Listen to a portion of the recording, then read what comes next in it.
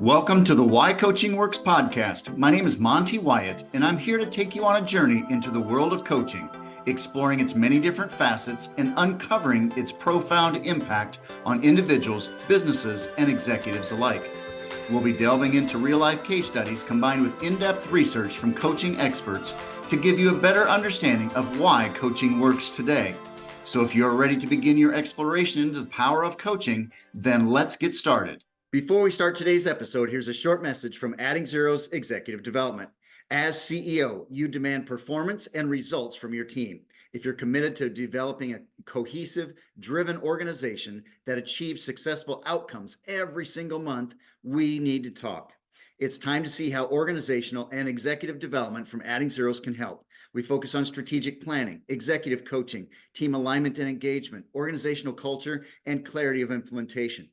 Contact me, Monte Wyatt, by booking an appointment at AddZerosNow.com. That's AddZerosNow, AddZerosNow.com.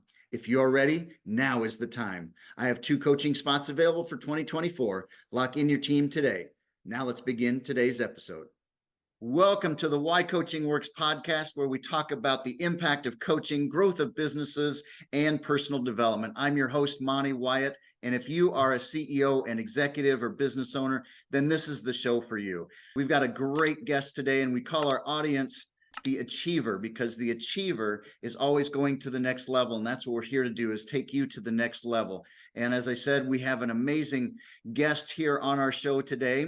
This is a gentleman who has had over 24 years of business coaching experience, is a Hall of Fame business coach, is a sought-after mind mentor, and his unique set of skills around learning, living, and teaching the art of living fearlessly. And I'm looking forward to this conversation and getting his perspective from such a vast experience of coaching. Bruce Wilson, welcome to the show. Thank you, Monty. I'm a privilege to be here. Well, I'm looking forward to our conversation and hearing all about your experiences and how you've had impact on folks. And I always like to ask the first question: how did you get into coaching? How did I get into coaching? I've always liked teaching and training and sharing knowledge with people. And I came into coaching really as a result of I started working with long-term unemployed people. And our job was to get them out of many years of not being employed to actually either go into training or find a job. And we could give them all the knowledge, but the coaching was enable them to take action, because we had to give them the tools and the support to take a step beyond anything they'd experienced for years. So that's when I started. And then, of course, once I joined Action Coach Business Coaching, then, we really differentiated ourselves from consultants in that we were coaches. We worked with the person to enable the person to take charge at a whole new level. Absolutely. I love it. It's about the person. It's about the person. Yeah. Yes. So how do you define coaching? If you're thinking about and you're helping a person in their growth and development, how do you define coaching for them? I define coaching as taking people past the point where they'd normally stop if left to their own resources. So coaching, to my mind, the context of coaching is always some sense of goal or a new level of operation that someone hasn't been able to attain in spite of their best efforts. They've made progress, but they know there's another level. And it's my job to help them clearly define that level, and then also to work with them to equip them, not just with the knowledge, but most importantly, the capability to move to the next level. So when you say next level, what is a reason why someone would ask you to be their coach? What are they trying to accomplish? Sure. I'll just take a common one in the world of business. The common things that people want is they actually want more income, but they've also got this challenge of they don't want to work all of the given hours in a day to achieve it. So they know there must be a way to be more effective and bring in more money. However, they've also got this thing of how do I do that without just doing more of the same? So it's people who are have a desire to have something different or better in their life, and they're looking for support to reach that new level of performance, be it disposable time is another one that's common in business, where some people say, I just want to. Some people, it's really sad to say, they just want to have a holiday for the first time, maybe in 7, 8, or 9 years of running the business. Well, that indicates they've got a need, a desire, but they haven't got the facility and resources to achieve it by themselves. I like so that. That's really where the coach comes in. Very good. Very good. Now, I'm very interested to hear what a mind mentor is and what the art of living fearlessly is. So tell us a little bit more about what a mind mentor is. Sure. So a mind mentor is someone, so I've clearly defined, after many, many years of working on marketing and systems and strategy in business, I realized that a business only ever grows to the level that the business owner is willing to grow in terms of their knowledge and understanding of how life works and who they are as a person, what their gifts and talents are. So a mind mentor is someone who works with the way people think about themselves, they think about life, and they think about other people, and sort out the common issues are, I've just taken on someone high performer, but they know they're plateaued. And they say, all of the goals that I used to have, don't motivate me anymore. Well, that's a state of mind that they've reached a limit of their imagination. And my job with that person is to give them permission to start dreaming again, because they've reached the level that they thought would be amazing, and now they're looking for the next level. So I've got to unlock in their mind what's stopping them dreaming. Other people have come to me with high anxiety. They're successful, but they're driven by fear rather than the alternative. And fear is an energy, and fear is a result of the thoughts we have about ourselves and life and other people. But it's completely imaginary. It's all in our mind. Fear doesn't exist. I can't buy you a cup of fear. Right. So my job as a mind mentor is to look at all of the thought patterns and processes that lead to the behavior, that lead to the result of people feeling stuck or doing anxiety or whatever else is their current, might be in a relationship. I don't know how to be a leader to my team. I'm just I had one guy, he said, Bruce, I'm just an electrician. Well, see, a mind mentor helps reform that belief and then instill the actions and behaviors that will enable that person to be a leader. So do you see in most people, or do you think most people have that root cause of there's a fear down there inside of us? My experience so far, Monte, and remember, I'm only, sort of 67 years old, so I don't know it all. But there are two sources of energy: fear and love and joy of life and everything it holds. Now, high achievers can be motivated by fear, but it takes a toll. Someone is motivated by not feeling good enough, and they achieve to prove that they're not. They double their efforts to be good enough, but they never feel good enough. And that's because there's a fear usually installed between the age of 0 and 17 years of age that's unconscious. So whenever someone's feeling disempowered, I always can trace it back to a fear that they have that isn't actually a reflection of who they are now in the current situation. It's a reflection of something they installed unconsciously years ago. So as a mind mentor, the art of living fearlessly is bringing up the blocks and resolving them so that people are resourced to take action in a new way. And yes, I would say that any limit I've ever experienced in my life, I've been able to trace back to a fear of some sort. That is interesting. And I look at my own life. I know there's some fears holding me back. Fears. I work on this. So Monty, I work on this every single day. So I'm not a finished article.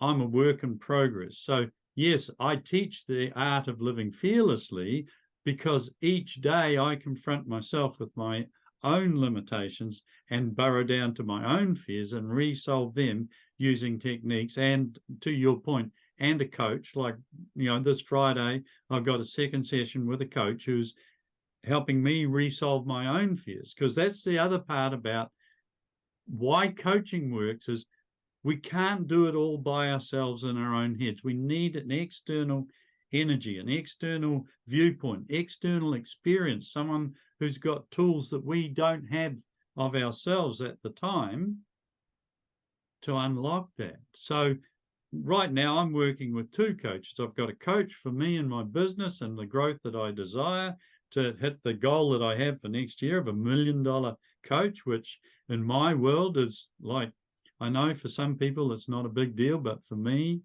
as an individual coach to reach that, that's a huge target. So I need some business coaching, ways I'm running my business that just aren't professional enough to get me what I want.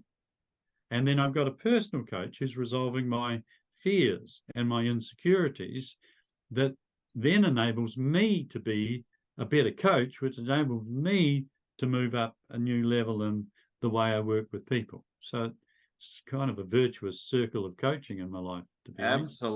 Absolutely. I'd love to hear an example of how you've helped someone break through a fear and what that did to their life afterwards. I mean, what were they able to accomplish? What were they able to do because you helped push them through that fear? Okay, so successful business owner, actually based in the US. Business, I think somewhere around about $2.5–3 million. So, just a small business, but high anxiety. So when we burrowed down, there was a certain point at the age of 4 where a parent had said and done something, and that individual had been transfixed by the idea that if they upset their parents would get rid of them. Now, it's not what happened. It's just her interpretation of that event, which means from then on, all through her life in relationships and business, she expected that she could be got rid of. She wouldn't be good enough, or she'd do something wrong, upset someone in power, and they would get rid of it. So you can imagine her relationship with her clients was the clients were up here and she was down here hoping she didn't upset them. So when we identified that fear and took them through one of my processes to reformat that, to leave it in the past, because the challenge with people is they've made a decision unconsciously without any evaluation, because at that age, you don't have the facility. And even though the event never happened again, the feeling and the decision about herself was transferred to event after event after event, and was getting to the point where she could even predict what was going to happen in the future, because her life was a repetition of her past feeling and decision. So we changed the decision, changed the feeling, got some imagery going that was empowering. And as a result of that, she's been able to let go of some, shall we call them D-grade clients, highly demanding, slow to pay type clients that she'd never been willing to confront. And she's felt less anxious because she's not thinking everyone's trying to get rid of me, which was never the truth. But it's what the fear had lodged. The fear needs just an element of truth to lodge. And then, of course, because in our mind we have the reticular activating system, a little radar to sort, what is relevant to us, she built evidence. And most people have got evidence for whatever their limit is. They can say, well, this happened and this happened and this happened and this happened, because they're quietly gathering evidence to support the fear. So we put the fear into the past, link it to the event that happened and clearly happened so long ago it's not relevant, and make up a new decision that has the energy of the opposite belief. And as a result, the business is growing because willing to say yes to moving forward without fear, but also the level of anxiety has gone down. And of course, that transmits to the team. The team aren't feeling like, she's going to get all this anxious stuff and micromanage and all of those behaviors, because the fear's gone. Now, there's more to go, but that was a very significant shift. And her words were, I don't understand what's happened, Bruce, but I just feel a lot more chilled about this. And of course, I'm thinking, well, don't you remember that session? But you see, once it's gone, it's like, yeah, we've done that. It can't be that's too easy. But there's a couple things I want to make sure our audience, the achiever, has captured so far. Number one is we are the ceiling of our success. Yeah. And it starts with our belief system, and our belief and it can be driven by fear or something from our past that we may not even recognize. It's unconscious. And once we break through that fear, then we can advance to the next level. Absolutely. And it's automatic, because what happens is that fear is an energy block. So not only in a behavior will it come out, but also the energy will be blocked. So when we remove the block, there's more energy. Like one of the things that I consistently get is people say, I'm sleeping better. I've got so much more energy. That's because the energy required to service the fear is gone, and all of the natural energy that we have in us, like all of us are filled up with life. You and I are both 100% alive. So when we take away the blocks, then that life just bubbles up. It's like, that's what I love. It's like, I'm not the source of energy for my clients. They're energized by their own internal love of life, rather than the fear that took all of the energy to suppress. Right. That is so interesting to me, that it's an internal deep fear that we may not even be conscious of. Correct. And so it's when you think about coaching someone like this, why do you think, or what makes coaching work for you? Couple of things. Oh, well, more than a couple. What makes coaching work for me? Number one, focus. So I've found I achieve more when my energy is focused. So when I'm working with a coach, if I've set an objective and we know what we're working for, it pulls energy into focus. Second is accountability. So my coaches expect me to count to them what I've done or not done. And then the final thing is the tools and capabilities that the coach has to enable me to use my own gifts and talents. So it's their external perspective. They can see, sometimes they can see my potential where I can't. Or they can see where I'm blocked, and they can guide me and give me the tools, or at least resource me to find the tools to address those blocks. And people often ask me, what's important about your coach? I've found coaches fall into two categories for me. One is someone who's like me, who can extend me because we match. And then someone who's the opposite to me, where I need a bit of their opposite. So I've worked on occasion with people who are structured and disciplined, because that's not my natural way of approaching life. But every now and again, I've found I need the opposite. I need someone who's very nitty-gritty, down to earth, like step by step, do this, because that's what I need for any particular time. So finding the coach with the right energy for you at the time, which is either going to be a match or an opposite in my experience, Yeah. is, I think, the most critical thing. And someone you can trust. The essence of a great coach is, I believe in you. I believe in you. I believe you're perfectly equipped to live your life. I'm not here to save you. I'm not here to do it for you. I believe in you. You're resourced. And I think as a coach, that's the number one thing. If I don't believe in my client, I can't coach them. Right. Absolutely right. I really like what you said about two types of coaches: someone who's the same that help and expand you, and someone who's the opposite to help you in areas that you need growth in. I really like that perspective. Yeah. That's good. That's good. Tell us a little bit about, you've mentioned a number of times you having coaches, multiple coaches. Yeah. Tell us an example of how you've grown by being coached. I mean, as a coach yourself, we have to be congruent and have a coach ourselves. Tell me how a coach has helped you. Oh, where do I start? I'm just thinking a moment for.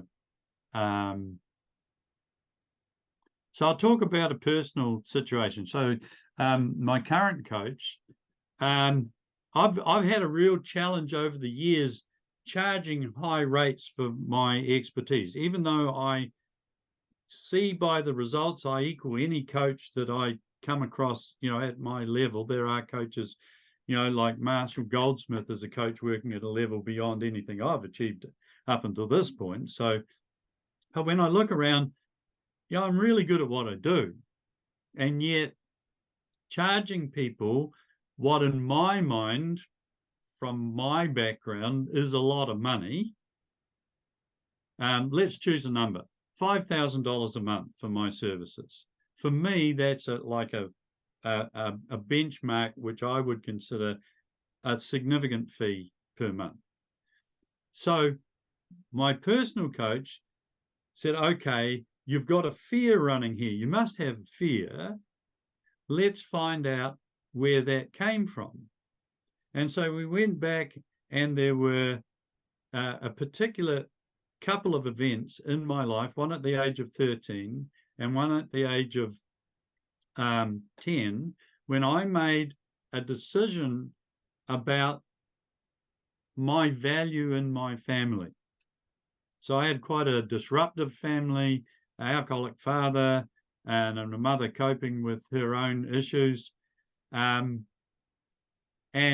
I built up this idea that because I tried lots of things to try and fix it, like being good, like being bad, like, everything I could think of, saying nothing, saying something, and never seemed to fix it.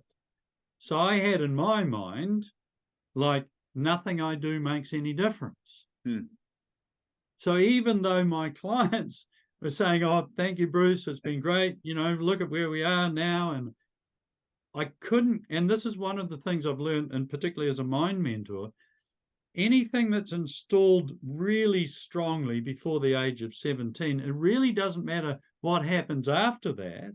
So I've enjoyed great success. I've been a successful coach, but there's another level that I've never attained way back, because in my family circumstances, I developed this belief, nothing I do makes a difference. Well, that transposed into my coaching. Oh, yeah, I get great results, but I haven't really made a difference. It's not what my clients were saying, but my mind couldn't absorb it. Right. So the session I had with my coach undid that belief, put it in the past, and now I absolutely understand. I deliver huge value because my clients do their own work. It's not my job to fix them. It's their life. And I've always been really good at empowering people to look at themselves and their lives differently so that they take different actions. Well, there we go. Now the lid is off. Yep. That's a wonderful example. I'm glad you shared that with us, because I think we all can relate to that. We've all got those fears inside of us. And even you, as one of the most experienced coaches in the world, have some barriers in your mind because of past fears. Yes. And I wasn't consciously aware of why, people would often say to me, why do you think like that, Bruce? And I said, I don't know. But with the skillful intervention of my coach, who just took what I said and fed it back and then asked me to explore further, I found the belief. And what I've found is when people get really what the real decision was, change is very fast. Mm-hmm. It's like, I tend to work with people in 3-month blocks now, because at the end of 3 months, we've done a piece of work. We need to reevaluate what's next. Now, doesn't mean to say I haven't got people who've been with me for 3 or more years, because, the possibilities keep unfolding. It's just that a piece of work, once complete, then, we've done it. It's not like, we're going to have to keep coming back and re-examining. No, it's forward momentum. Yes, absolutely. Time for the next level. Absolutely. That's wonderful. Which is only apparent because the blocks are gone and it's like, we can see the view. Yeah, that's right. You got to get rid of the blinders. Yeah. Very good. And then on a practical level, so my marketing coach said the other day, Bruce, you've done a really great job at being invisible. What would you have to put out into the marketplace for working with you to be a no-brainer? And it's like, whoa. I mean, to me, that I'm a big picture thinker. It's like, what would I have to put out into the marketplace to make it a no-brainer where people go, yeah, of course, yep, got it. So that one sentence in one session is stuck in my mind. So now my subconscious mind and my practical mind are working on it. Okay, how am I going to go out in the channels? But most importantly, what's the message that's so compelling? And that's why I'm coming to, learning the art of living fearlessly. It's like, that's my message. I love that. And how do I put that out there that people go, oh, well, of course, got to work with this guy. Absolutely right. Absolutely right. What's one piece of advice or suggestion you'd give to someone who's considering hiring a coach?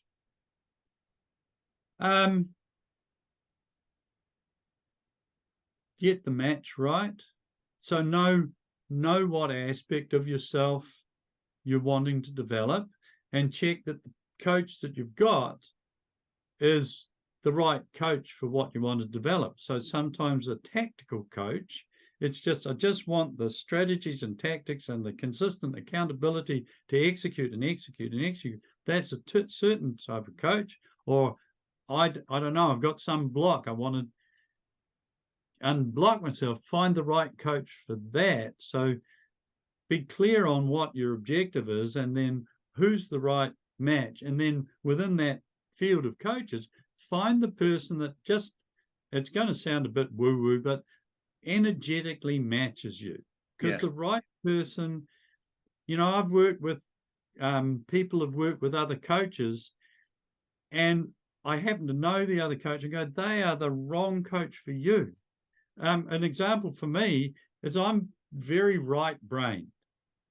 So I love the big picture, love the forest talk, not so much the tree talk of like, there's a spruce, there's an elder, there's an aspen.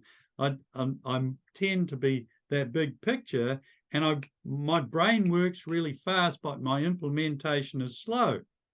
So that's, something I've come to realize about myself, is that I pick up the concept quickly, but then I need patience for the implementation, because I'm not so much of a hear it, do it person as a hear it, processes, take it to bits, examine it, put it back together again, use it type person. So someone with patience is really quite important for me. And I do appreciate that about my coaches, because they are. Oh, that's fantastic. So find the right fit, the right energy at the right time. As I said, I do have some clients who are very high detail and logical, who work with me because they want the opposite. But I'm happy for them when I reach a point as a coach where I think, you know what, I'm not the right coach. I will refer them to someone else because they've got what they need from me, and go on. So and quite frankly, it's okay to be with your coach for a specific purpose for a specific period of time.